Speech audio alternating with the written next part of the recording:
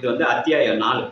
இதில் சீடன் வந்து என்ன கேட்குறாரு அப்படின்னா, சுவாமி முன் அத்தியாயத்தில் ஜீவசக்தியான வாயுவையே ஈஸ்வரன் என்றும் கற்பித்தீர்கள் அல்லவா?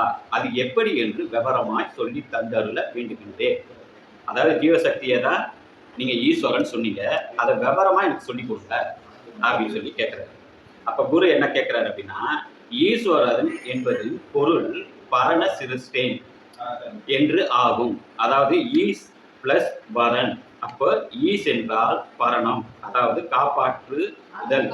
வரன் ஈக்குவல் டு சிருஷ்டன். அப்போது ஈஸ்வரன் என்பதின் பொருள் பரண சிருஷ்டேன், அதாவது ஆளுவதற்கு உரியவன் என்று ஆகின்றது. அப்படி நம்மை ஆண்டு கொண்டிருப்பது, அதாவது காப்பாற்றி வருவது யாராகும்?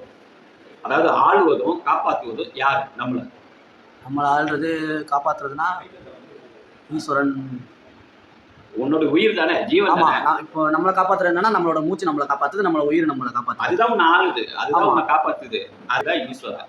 அந்த ஈஸ்வரன் உனக்குள்ள என்னவா இருக்குன்னா ஜீவசக்தியா இருக்கு. ஜீவனோடைய சக்தியா அது இயங்கிட்டு இருக்கு. அதுதான் நம்மளை காப்பாற்றிட்டு இருக்கு. ஆமா, அப்ப அதுதான் நம்மளை ஆண்டுட்டு இருக்கு, அதுதான் நம்மளை காப்பாற்றிட்டு இருக்குது. அதனால அதற்கு ஈஸ்வரன் என்று பொருள். ஈஸ்வரனா யாருன்னா ஒருத்த காப்பாற்றுறவங்க பேர் தான் ஈஸ்வரன். அப்படி நம்மளை காப்பாற்றிட்டு இருக்குது ஜீவசக்தியான வாயு. அதனால அதுதான் ஈஸ்வரன். அப்ப சாமி என்ன கேட்கிறாரு, நம்மளை காப்பாற்றுவது யாராகும்? ஜீவசக்தியா இருக்கின்ற வாயுவாகும். அந்த வாயு இல்லாமல் இருந்தால் நாம் ஜலபானமோ முதலிய ஆகாரங்களோ சாப்பிடவோ பேசவோ அசைவோ மற்றும் ஏதாவது செய்ய முடியுமா? எதுவுமே பண்ண முடியாது. நமக்கு ஜீவன் இல்லைன்னா சாப்பிட முடியாது, பேச முடியாது, எதுவுமே பண்ண முடியாது.